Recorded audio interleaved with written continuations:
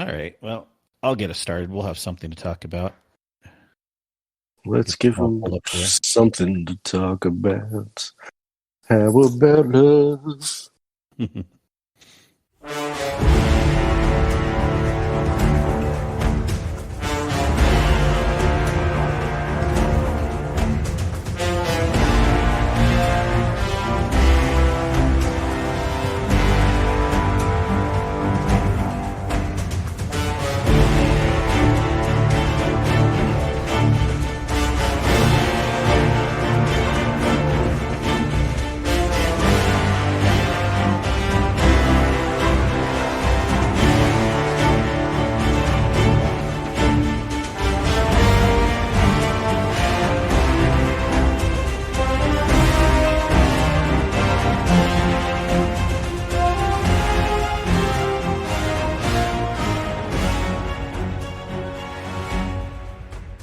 Hello, everyone, and thanks for tuning in to episode 115 of the Guardian Hub podcast, where we talk about Destiny and our love of the game.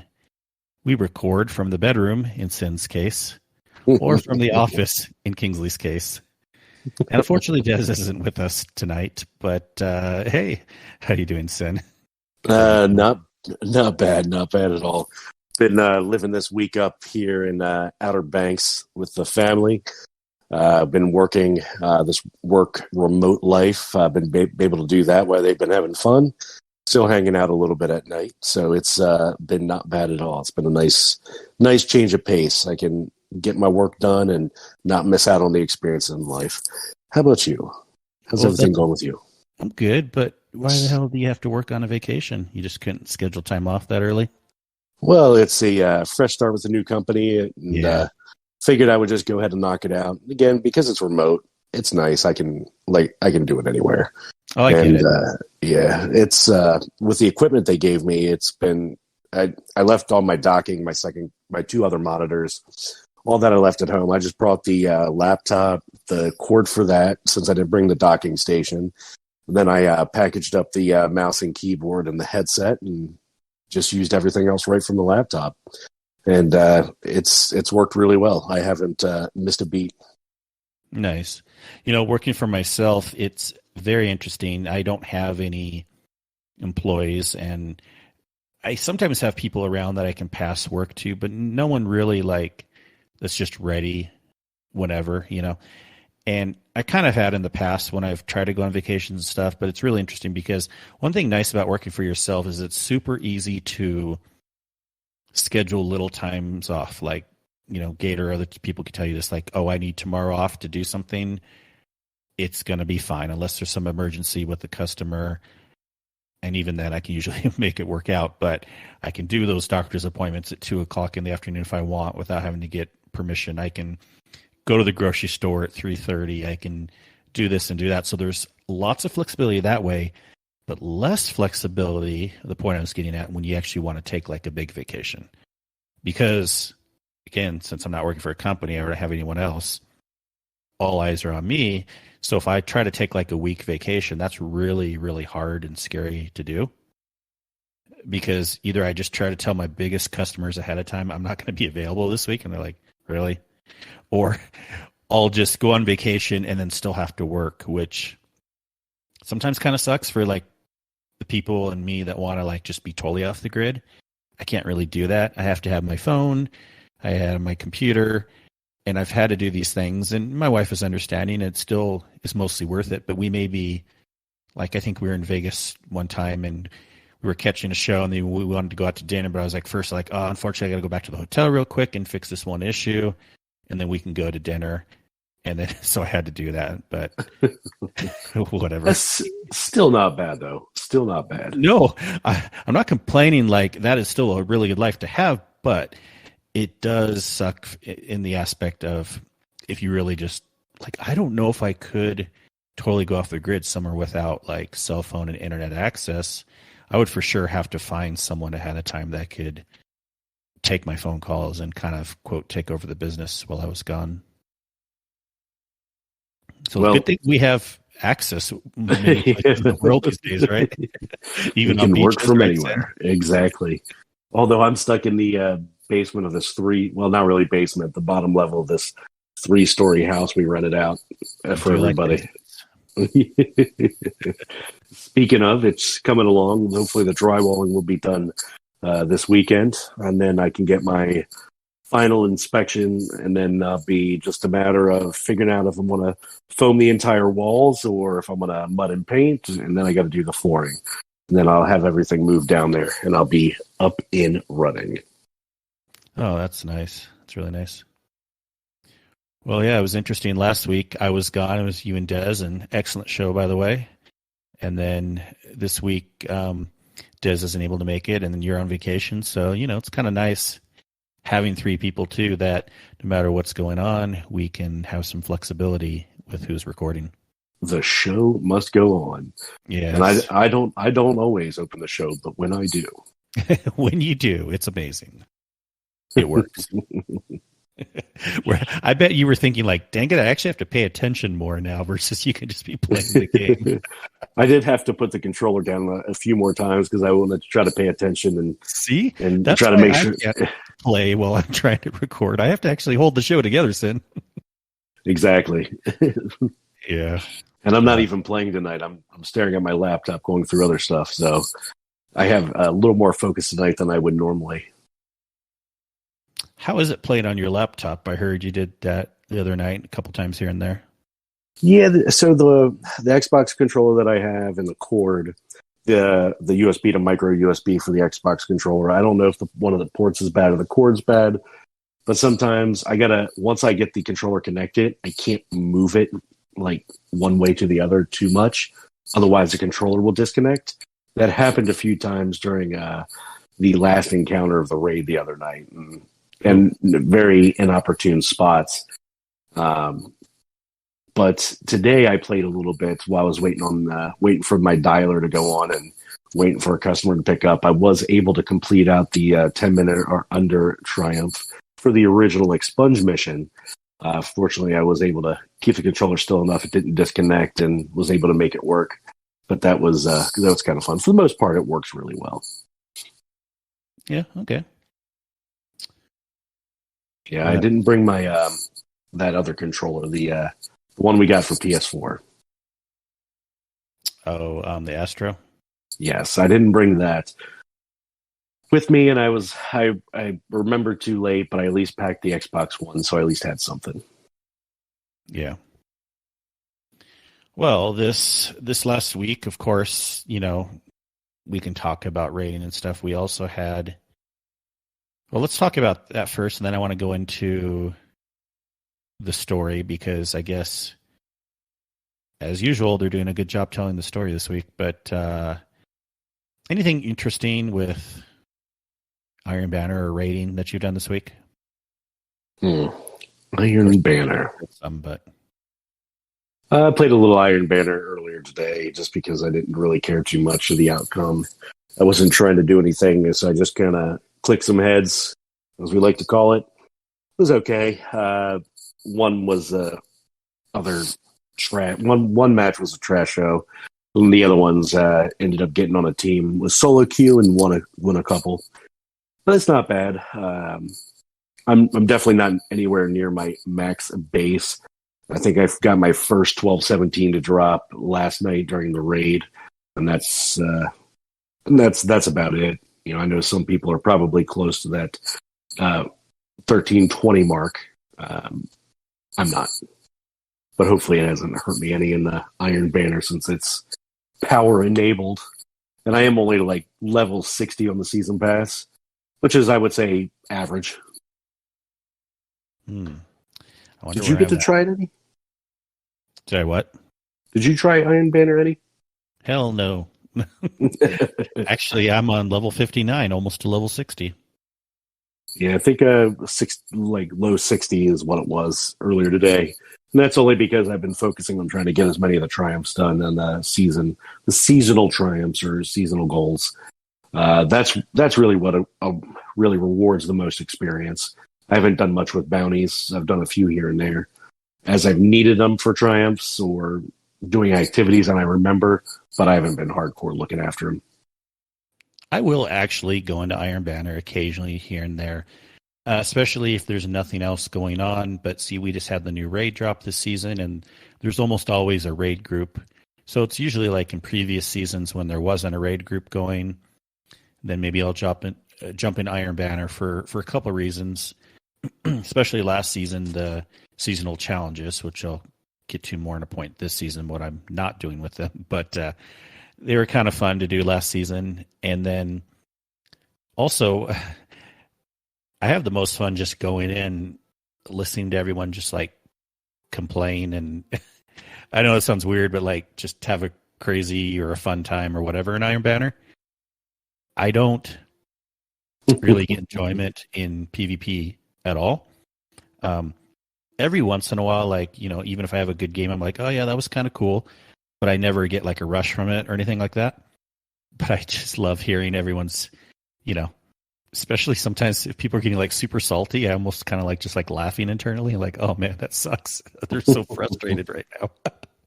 It is a frustrating experience in some aspects, but it's an entertainment from that.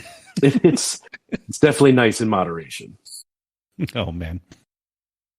Rating, I've completed quite a few more. Some of us are starting to work on more and more of the challenges. I know I've gotten all Arc done. Trying to remember if I did all Solar. I have about 14, 15 clears now. Only thing I still don't have is Fatebringer. Now, to be fair, I mostly just run Warlock each week, and I only did Hunter once, one of the weeks. So probably only about 6 or so of those clears count as clears where I could have gotten Fatebringer. But still, it's a little interesting because I even have Vex Mythoclast, but I don't have Fatebringer yet. So who knows when I'll get that. That's the only thing I'm missing from the raid. So interesting enough, I actually I have all the weapons. I have my Vision, my Fatebringers, and the last time I played on Titan, I can't actually get any more of the boxes, the goodie or mystery boxes or the gambling boxes, because I have an entire set already. For those anyways. Well, I used it one night because I had so many of the tokens that I don't use. I was like, well, let me burn them. They're just piling up right now in the Postmaster. So I went ahead and burned it. And I ended up getting one of my last pieces that I needed that way. Nice. Yeah, I've done that too, just because I had nothing else to do. And I've probably spent like 300 tokens looking for Fatebringer, but didn't get it. I wasn't expecting, and I know it's a waste doing that. I would never suggest someone try that. But again, I had nothing else to spend the tokens on. I mean, I guess I could have some of the other weapons rerolls, but I don't care for that. Yeah, I want the Fatebringer first, and then I'll start. I don't know. I'm sure people can tell me which of the weapons in the raid are like super great. But again, remember, I'm not a PvP player, so tell me what weapons are super great for PvE. But I feel like I'm not missing out on anything right now, not maining any of the raid weapons.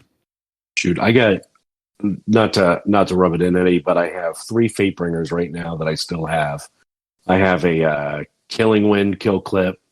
I have a explosive payload Eye of the Storm, and then a Thresh kill clip one. I have one on each character, just the ones that I ended up keeping. But outside of weapons, we did end up completing some triumphs in VOG the other night. So you did also.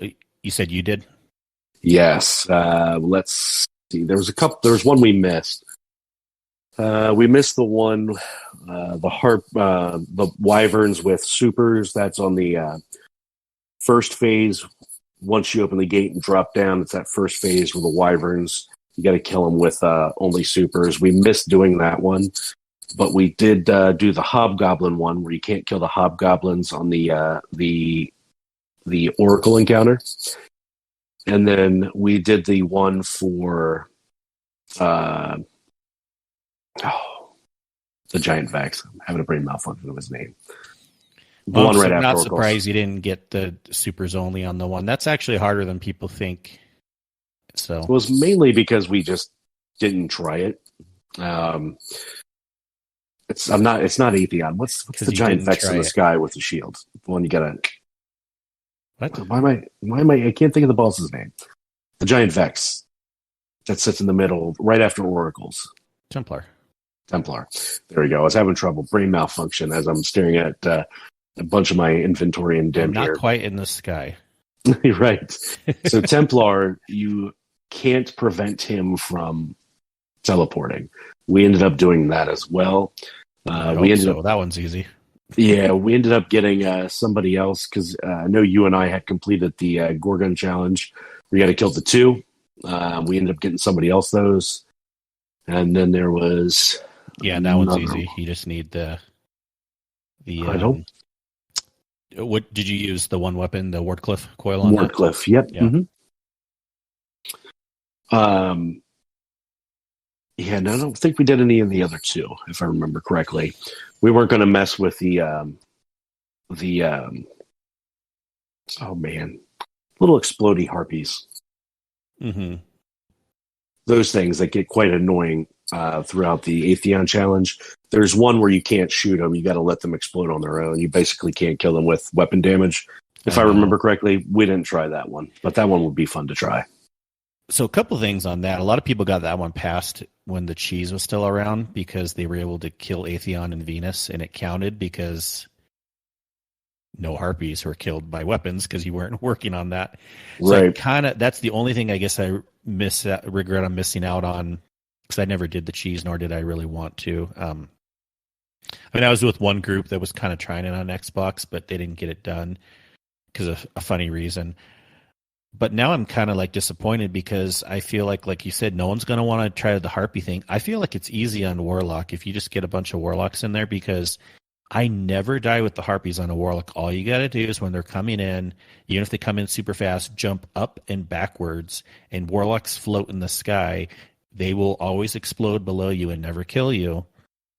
So it's pretty easy to avoid them as a Warlock. And that way you could bait them too. Just get a bunch of Warlocks, kind of like walk or run up to like a group or two or three of them.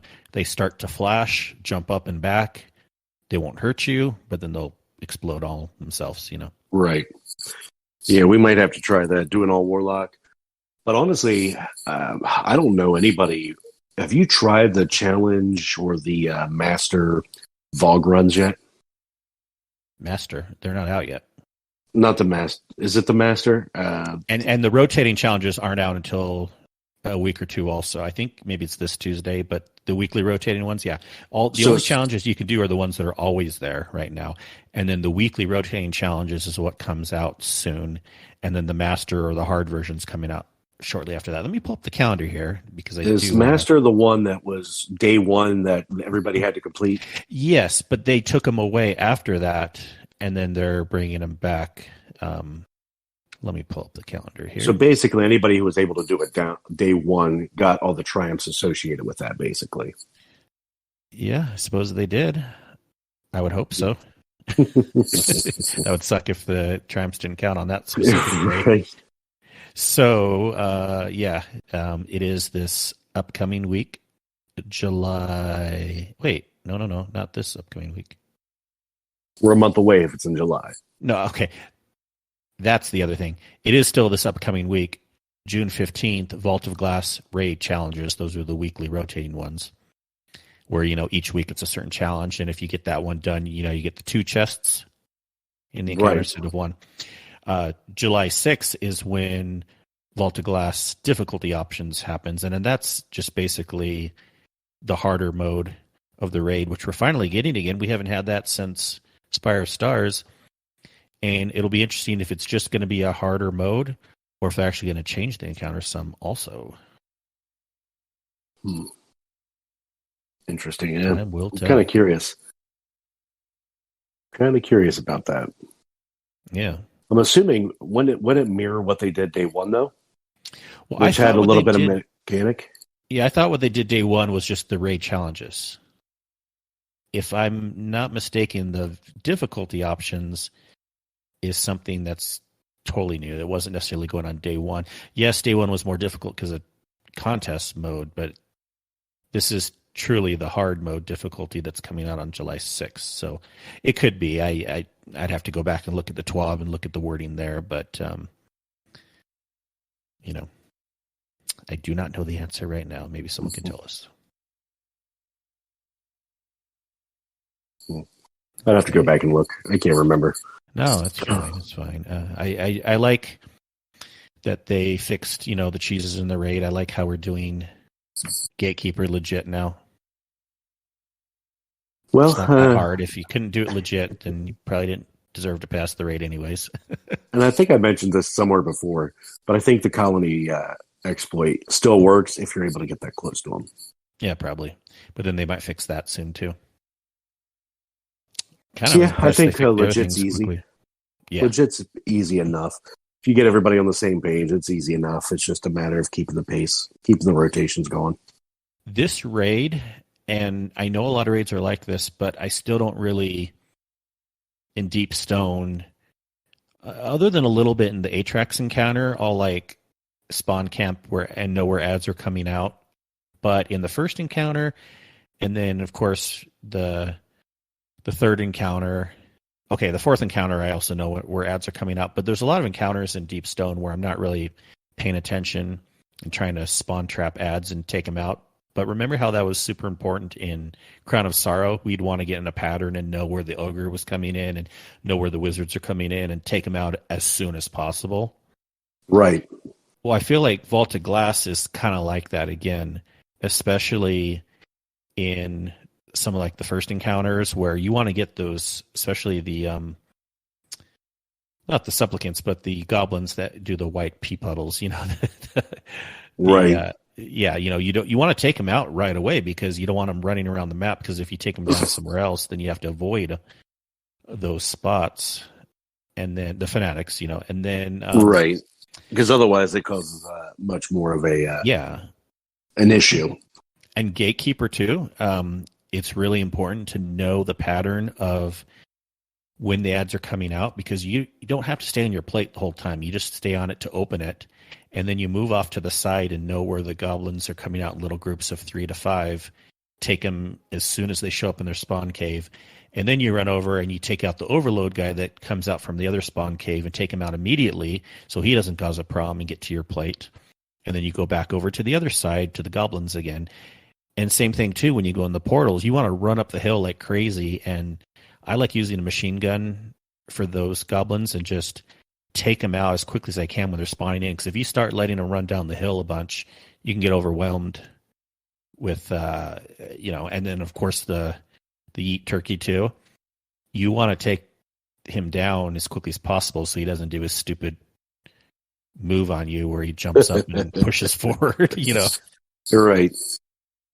And even in the last encounter, I've been learning more and more kind of when and where the harpies are coming in down low, so that I'll run up and try to take out as many as I can with my fusion and disintegrate them before they start like converging more to the back, and then worse yet, back middle, converging on both sides. So the person trying to read is like getting obliterated because there's so many harpies around. Yeah, so speaking of the last encounter, it still seems like there's a lot of different people using different methods as far as numbers. I know there would be. I think for more consistency, I think a lot of people that I've seen, like that I've raided with that I haven't like before, or like if I've joined somebody recently, they were using left, middle, right. I think it was on PSN. I helped a buddy of mine before leaving, and they were using left, middle, right, left, far, left, close, middle, far, middle, close. And then just last night we were doing it, and I think we did left, middle, right as well. No, I think actually they wanted to use the number count, read it like a book, 1 through 3, 4, 5, 6, but only calling the first 2. Well, you should only call the first 2 either, no matter what method you use. But a lot of people will feel like they're more confident reading all 3, almost like, I don't know, like it can help. It doesn't necessarily hurt, but there can be situations where reading 2 can help. There's still a lot of ways. I would say for the number ways, maybe it's going down a little bit, although I was still with a group the other day that did spawn 1, 2, 3, 4, 5 clockwise. And then from what I understand, unless Dado changed, his group was doing 1, 2, 3, 4, 5, 6 clockwise, so spawn is 1. For doing the number way, I think the book makes more sense. But even with that, there's at least 2 different ways. There's read it from the back, 1, 2, 3, 4, 5, 6. But then another group I run it with, they like to stay in the middle. When you get teleported in, you take out the gatekeeper and you stay right there. And then you're looking back towards the door. And so the people reading it in the other room have to do it backwards. So 1, 2, 3 is in front of you, and then you turn around, and then it's 4, 5, 6 the other way. So it's not actually quite a book, actually. It's kind of like clockwise, if that makes sense. But kind of like a book, because you're turning. It's technically clockwise, but it's like a book, kind of. I don't know. Yeah. I knew this was going to happen. I knew, when you have numbers that are like that, then there's too many different opinions on different ways to do it. Yeah, and I think from what I've seen, the most confident, hard to do that when you're in those sections and you're actually having to be the ones shooting them and hold the relic. It's going all the way to the back. I don't think I've run it yet where you stayed in the middle. That to me probably would make me a little more confused by doing that after I've done this ways for so long. Yeah, but I know of at least 2 groups that do that pretty regularly, and they're even groups of like friends of our Discords, if that makes sense. So it might happen. You gotta learn all the ways. It's kind of annoying. I don't see this really coming to a standard method, except for maybe if like they do one of those Bungie ride-alongs and the developers say something, then maybe people be like, okay, let's all use that method. Yeah, that is true. It's hard. It's hard with that. All right. So the raid. Yeah, and then, so that's what we've been doing. Anything else? Oh yeah, I did want to mention. Okay, Cyn, are you still working on weekly challenges? You're going to try to get them all done this season, if you can? Yes. I think for the most part, I'm to a point where I could have all of them done. I think there's a few like little cleanup stuff that I need to do, like champions and nightfalls, like hard mode and greater, fusion kills and nightfalls. I think I need to get to rank 10 for whatever it is. The servitor inside the helm, I think I need to get to rank 10 or whatever. I was trying to think of what else. I don't remember what else as far as this week. I didn't really look at them, but the first couple weeks I think are 10 out of 10, and then I have like an 8 out of 10, a 9 out of 10, and then whatever couple I've gotten done this week just by automatically logging in because they were already done. So yeah, I mean the plan is to do it because the completionist part of me wants to get it done anyway. Yeah. Well, this is the first season in a while where I've definitely become more of a casual player other than raiding. I still will raid a lot. But believe it or not, I'm kind of not interested in doing all the weekly challenges and kind of bored of doing the repeatable seasonal stuff. Now, I do like Override a lot, and I like Expunge, and I think it's one of the better seasonal activities. Yet at the same time, I just can't find myself to doing all this stuff. So, and I'm okay with that. I've been really, again, I'll raid every night of the week if I have the opportunity. If there's some group needing help with something, and I've been hitting a lot of time in Ghost of Tsushima, and I want to get the new Ratchet and Clank when it comes out. And next season I may hit it hard again, but this season I just don't think I'm going to have the desire, and I'm pretty behind as it is, but I don't think I'm going to have the desire to get all the seasonal challenges done. Yeah, I mean, okay, there's really no need unless you're trying to get to... They'll help because I think you need season rank 200 in order to lock the full 20 power level bump. You need to be over... I think it's 200 is the magic number for that, for the plus 20 bump in power.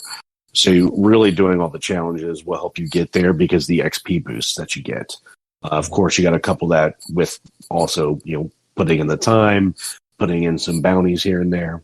I did it fairly easy. And I think last season was one of the first times I've ever gotten to 200.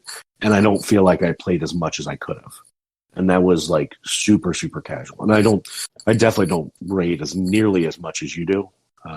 Probably less than half of what you do in most cases. Now that I've had more time at nights without the travel, I don't have to get out of bed super early to be able to make it to work by 9 o'clock. I can kind of take those times. I can stay up a little bit later if need be. It still drags me down, because I still have to get up and be at work at 8, but I can do it from home. I don't need to get up and rush around. I just need to get up, turn on my laptop and start getting into the dialer, and I can do other things while the dialer's going. So, I will say this season I've done more. Yeah. I just don't see a need or a reason to have that 20 power level. I'm not super excited about going into Grandmasters or anything like that. I mean, I had fun enough with them last season. I did probably about 3 different ones, maybe 4. They were fine. They were nice. And even with the rating too, you don't need a perfect build of min-maxing every little thing to do well in the raid. So many people feel like you got to have had all those mods from day one, and you got to have the perfect min-max build, and people are in the raids taking 20 minutes in between encounters to change all these things. And I do well, and I'm not going to be top DPS, but I'm definitely the top half most of the time, if not close to the top, just for taking a more casual approach. And yeah, I guess if we were trying to do something very specific in the raid, maybe I would need to get more there. But I've just kind of learned I can do well enough in the raids and not worry about all these little nitpicky things.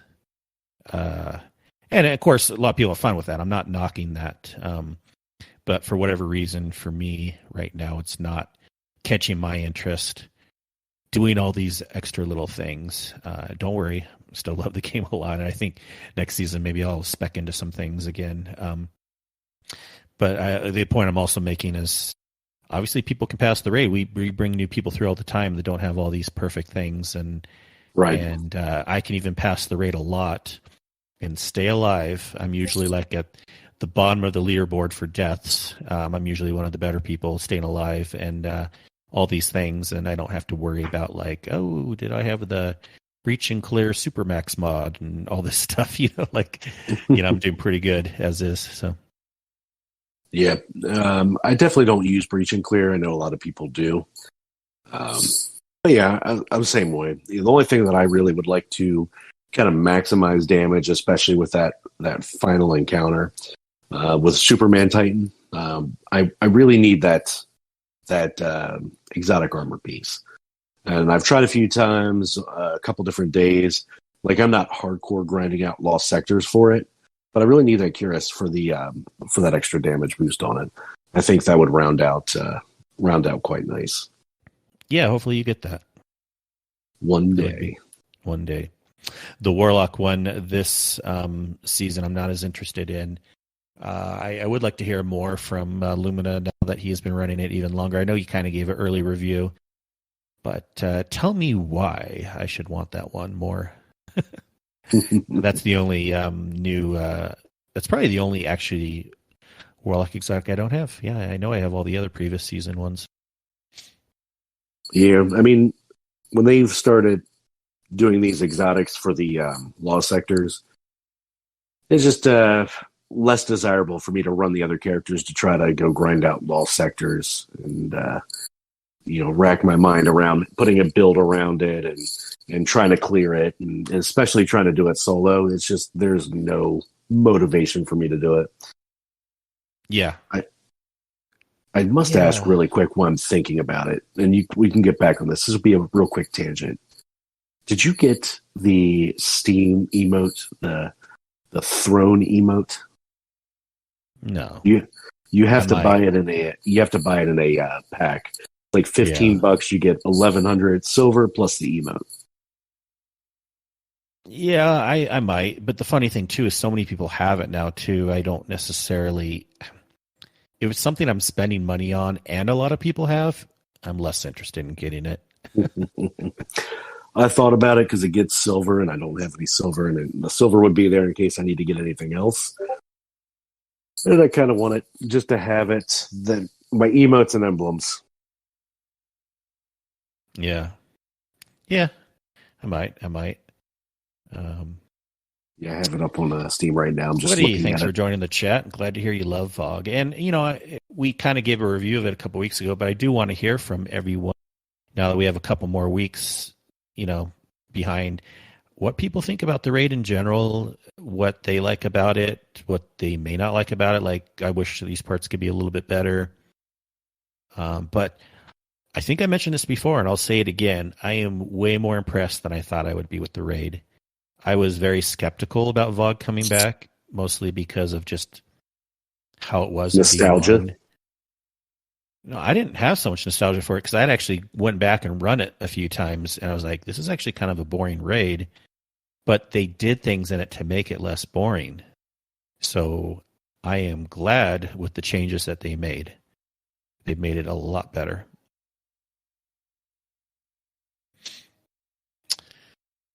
Yeah.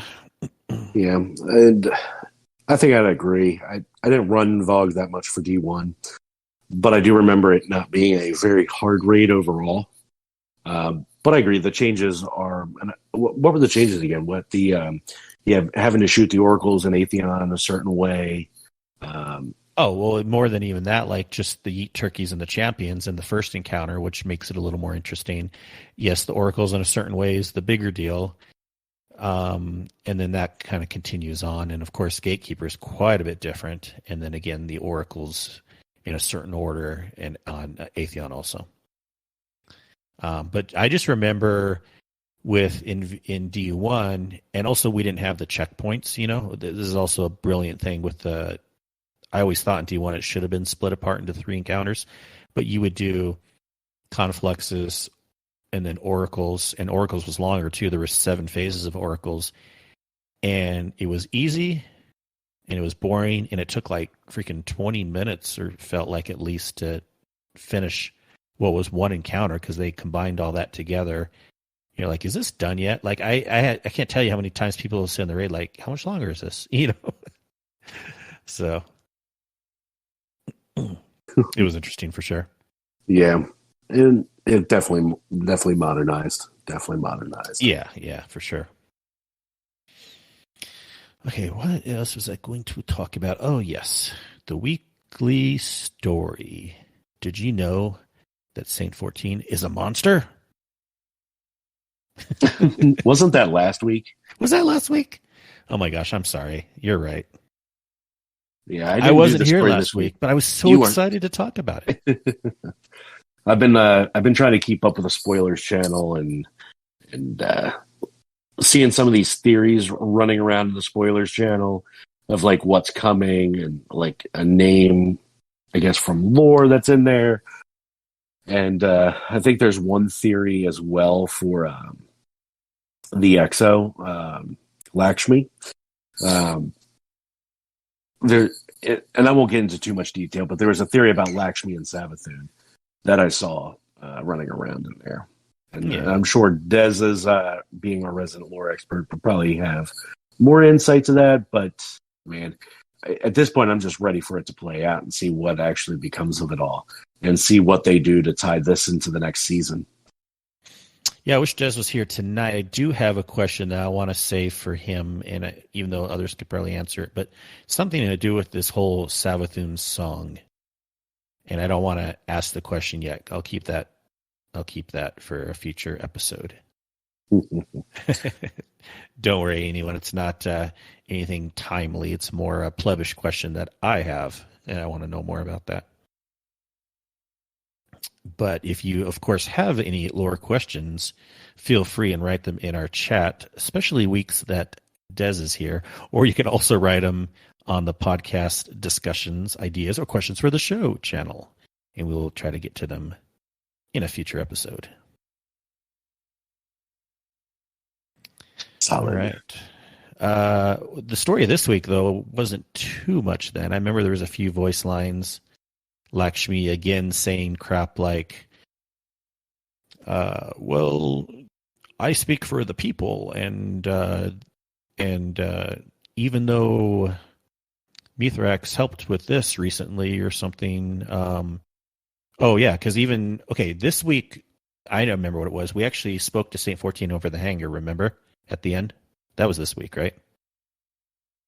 I didn't do this week yet. Oh, you didn't do it? it. Okay, No. okay. But you can talk about it, spoiler or not. Well, it's not spoiler anymore because it came Yeah. out this week, and this may slightly confuse me or contradict some other spoiler things that may be happening down the road, but when you, at the end of this week's story, you go over to St. 14 in the hangar, and he basically says, I didn't know I was seen as like a monster towards others. And he actually seemed like he felt kind of bad about it. And I'm really, really simplifying it and paraphrasing it here. But I thought that was interesting that he feels that way. But then Lakshmi was just doing her normal lines like, well, I speak for the people in the city, and nothing good is coming out of what's happening right here, and blah, blah, blah. Basically, let's kill all the Helsinki, even the ones that are helping us. So it's kind of interesting what's going on. For sure. I was going to say, no, sorry, I'm just reading the live chat really quick, but Go ahead. Well, anything interesting in the live chat to report? No, we're just we do have a question from Sweaty. How do you feel about the idea that the city may be under attack by Savathun in a way we've never encountered before? Yeah, that's exactly what I was kind of reading over. It's definitely intriguing. I mean, the city, and I just typed it in chat as well, but it's intriguing because the city had been attacked before. Obviously, we saw a big attack during the Red War at the opening of D2, and that's we had that. The city also was under attack during I can't remember the name of the season. The one with Osiris. Was it the one with Osiris? No. The Warmind bunkers where we had to shoot down the ship. One again where we were attacked by the Cabal, and that live event, right? Yes, the live event. That was we had another live event too during the darkness transition. I actually kind of liked the one with the ship, even though it was drug out a little bit, I think, as far as timing. But, that directly affected the city. I mean, the ship flying over and barely missing, pieces of it destroying the tower, live changing of the scenery. The city's definitely been attacked, but who knows with the Vex, in the scale of it being a Vex simulation or potential Vex simulation, it's intriguing because it could affect a huge area of the city, not just the tower or the helm area. Yeah, and I have not been reading into all the spoilers, but I basically kind of know one thing that's supposed to happen, and I'm very intrigued with that and what the activity will be like. But yeah, it's interesting. It is for sure interesting, and they are definitely doing a good job on all the story, all the lore, what's happening week to week. I mean, I'm excited coming back each week. Again, circling back to the beginning of the episode, I was talking about it's like nice to have a schedule that's flexible. It's always nice hopping in Tuesday around reset, and getting to experience. Getting to hop into all the new stuff when it first comes out, whether it's just a quick weekly mission or if it's something else. I mean, people can't always do that, especially if they have like Iron Banner or raids scheduled at night and they work and then they get off at work and they just barely have time to hop on the game. They might have something going on right away, and then they can't even experience the weekly story until a different day. So for sure. And Zebrak mentioned a good thing. have Vex simulations ever affected the real world or the game world as we have known it up until now? And that's that's a good question. I don't think so. I mean, we've had some with the season with Osiris, we did a lot with Vex there, but it was never affecting the real world until we actually. I don't even know if it was a Vex simulation, more of a Vex timeline, but that affected the world we know it basically by bringing Saint back. Mm-hmm. So probably you're right. I don't think we've seen it on this scale. But to also go back about Savathun, I touched on the Vex, but Savathun, we probably won't really see the effects of Savathun and how the world's being attacked really until the Witch Queen comes around. We'll see. A lot of people are starting to think that this next season, though, it's going to be, we're seeing stuff there. Like, wouldn't it almost make more sense and be better if we have stuff that leads up and even stuff that goes in the content vault somehow goes away next season rather than everything happening always in between the seasons and it's just such a jarring change, Wouldn't it be cool if something got taken away next season and then, of course, the season after that's the DLC and then we get the new stuff? Yeah, I think that would be... I like the idea. I kind of like that. Instead of kind of leaving it open for a long period of time like they would normally do. I think over the last couple of years, Bungie has definitely done a pretty good job about the storytelling and trying to link everything together. It's quite possible that this Vex simulation could lead more into the development of Savathun and what we're going to see in the future with the Witch Queen. I mean, that's for sure possible. Yeah. Well, we could definitely talk about this a lot. We will continue to look at our comments channel, but I do want to move in just a little bit to a couple of quick points on the TWAB. And I thought I had this pulled up, but Cyn, I'm not even ready. Jeez. Oh, I actually had it pulled up for once. There you I go. was actually already there. But look, internet is fast. I have it pulled up now, too. Talk amongst yourselves for about 3 seconds. 3 seconds. That's all we need. TWAB, they show some fashion things that people have put in so far. They're nice, except it's kind of annoying on mine. Is this on your screen too? It says view this post on Instagram. You can't see it directly in the TWAB, so you got to click on it. Are you getting that too? What is it now? You have the TWAB pulled up, right? Correct. And do you see the pictures in the TWAB, or does it make you click on it, say, view this post on Instagram? No, I see them. Oh, that's weird. I wonder why my browser's doing that. Yeah, I see like the pictures of the Guardians. They put it looks like a Warlock, Titan, and a Hunter on here for the swagger. They say swagger of the appearances.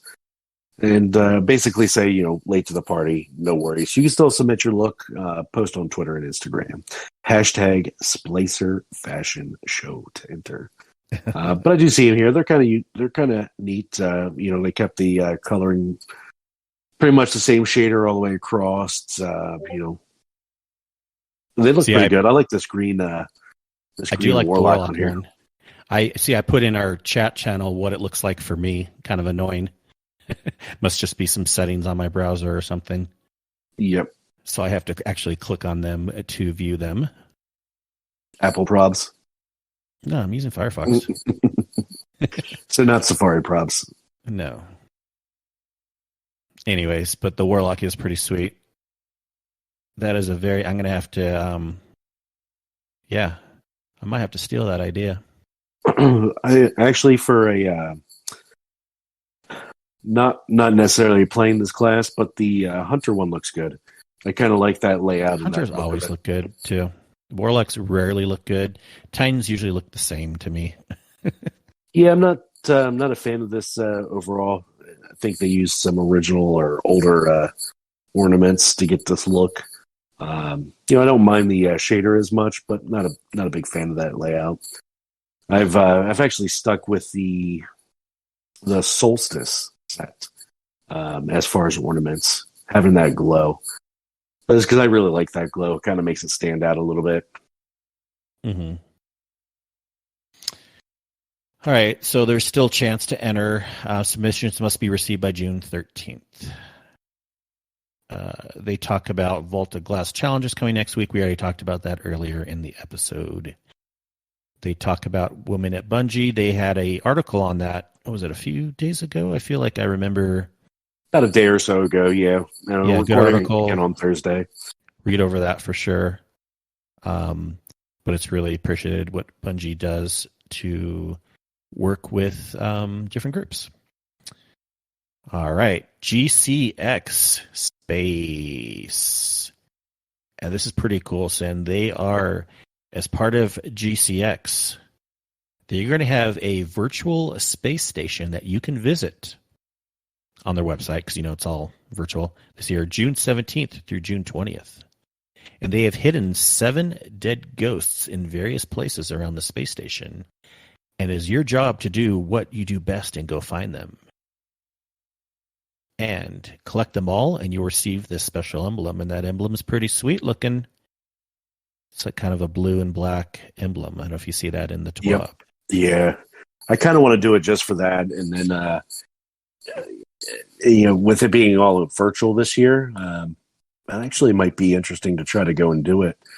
I don't know if anybody else in the community will be doing it or not, but I think it'll be, for the first time, a lot of us can meet up in a virtual setting and we kind of meet more of the community. So I'm kind of intrigued in how they're going to pull this off. And I know they got all the details figured out already, but are you actually to do this? And Zebrak brings up a good point.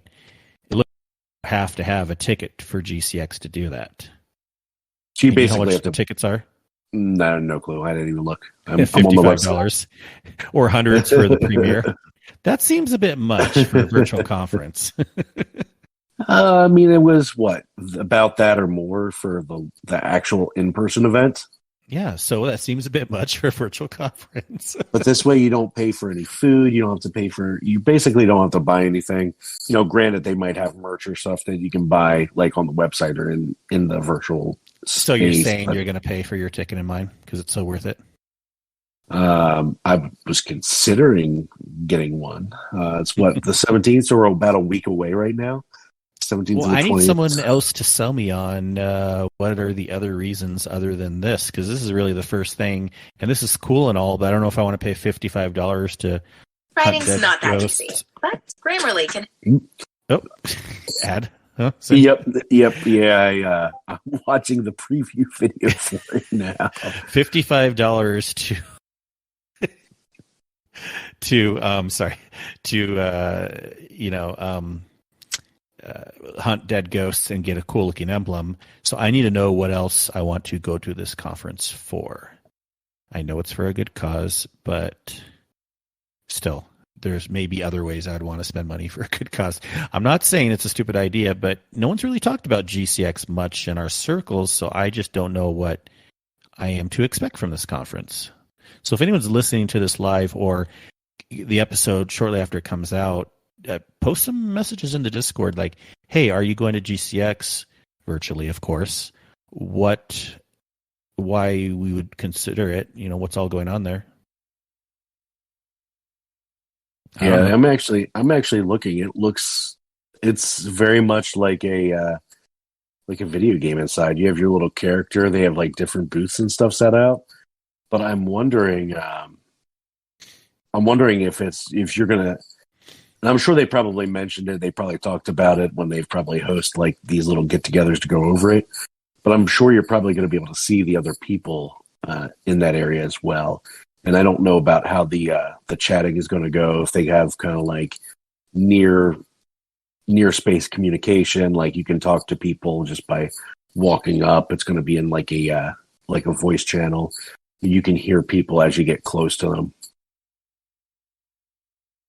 But that's intriguing. See, that was always the least reason I wanted to go to conferences anyways. Like, why am I paying money to talk to have people? Advertisers talk to me so that they can make more money? They should be paying for my ticket.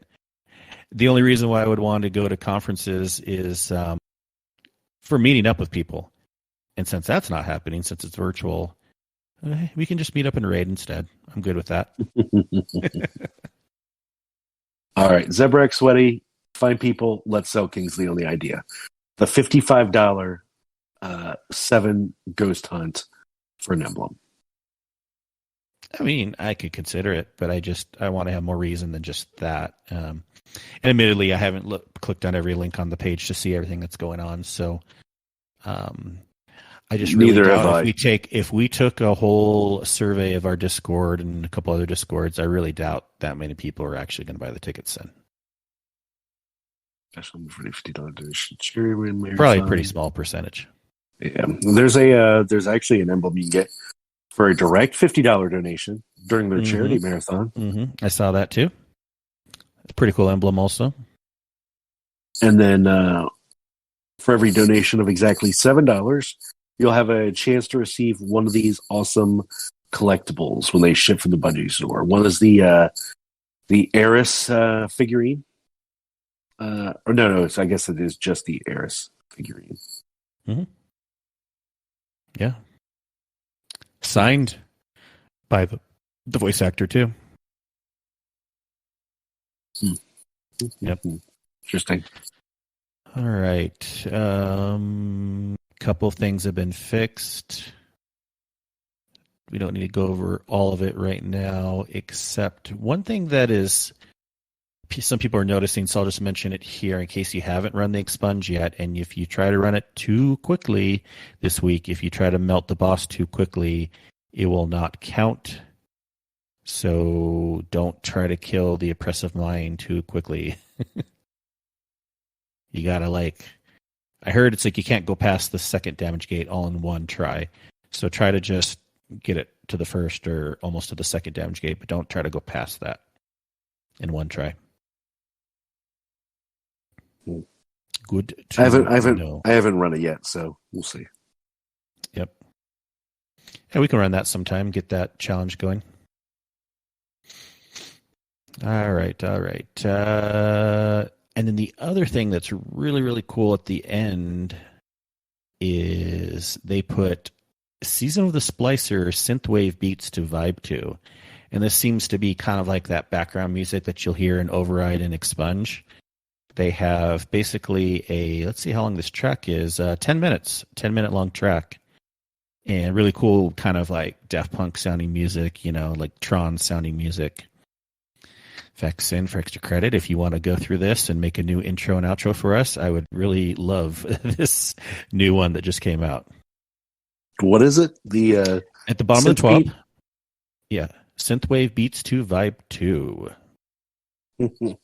Check out the track. I think you'll like it. I did listen to it once earlier. I pulled up the Twitter feed.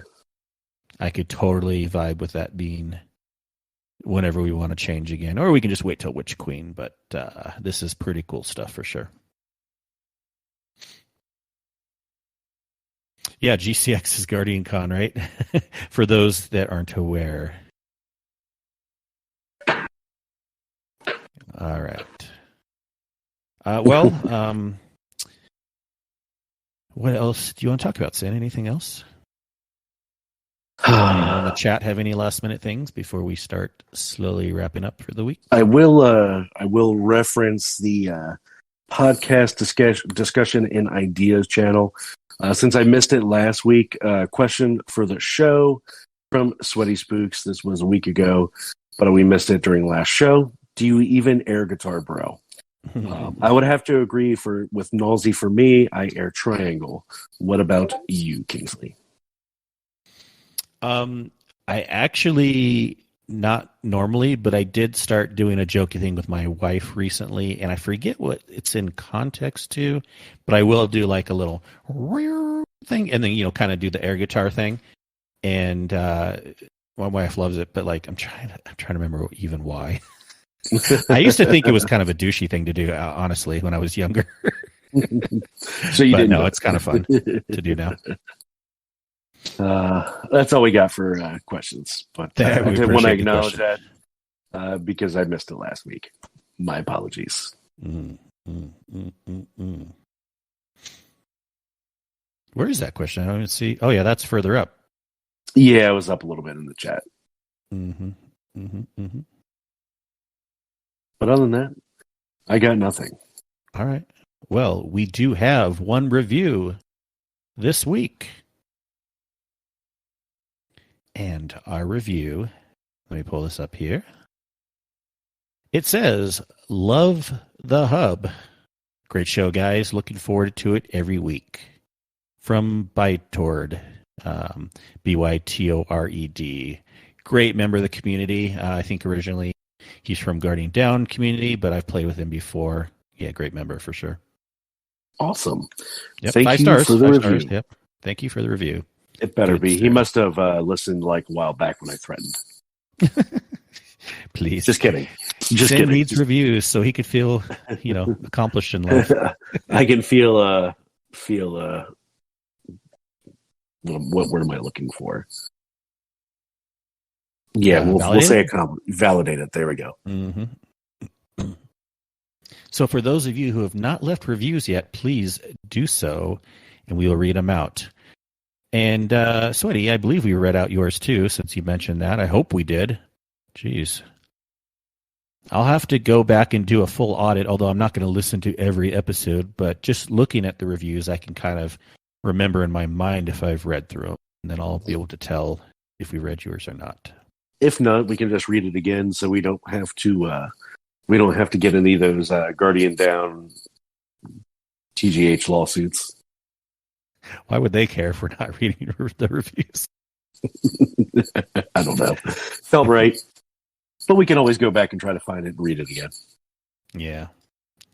Oh, you know what? Also, that is kind of funny. You know how we mentioned recently that we had reached 10,000 downloads? Mm-hmm. Well, that is delayed. Podbean had just barely started those little stickers and tags going out. So did you know we're actually almost at 20,000 now? Holy moly. So when we hit 20,000, we'll get a sticker for that too. But people, we didn't just recently hit 10,000 downloads. We must have a while ago, because we are now at 19,965 downloads. So what you're saying is when this goes out, we should be there. We should. We definitely should. Solid. Yes. I also have a quick thing with the podcast reviews. Isn't Sweaty in Canada? Yeah. Isn't that separate? Isn't that separate from the U.S. reviews? Is it possible we may not see them? No, because my podcast review aggregator called My Podcast Reviews is supposed to check all that. In fact, while we were talking, I was trying to log into it. So give me a moment. You can keep talking about stuff, Cyn, but yeah, it is supposed to catch them all. I'll do it's Pokemon. Gotta catch them all. So I'll bring up real quick. Don't forget, we do partner with the Destiny News Hub. We do see in our Discord here that anytime they post an article, it does come over for your visual pleasure. So don't forget to check them out. Okay, is this Sweaty Colbridge from Canada? Remember, Cyn, you remember that one, right? No. Colbridge? Yeah. We definitely read this one because I was wondering who Colbridge was. Anyways, let's read this again for Sweaty's enjoyment. Best hub on the net, 5 stars. You have to tune into these guys every week. They have a lot of great information, great personalities, and have a great relaxed format. So follow the best hub on the net. Sweaty, that is an awesome review. Thank you very much. Oh, by the way, speaking of the best hub, how I got those shirts up on the website? I ordered one, and it's at home waiting for me.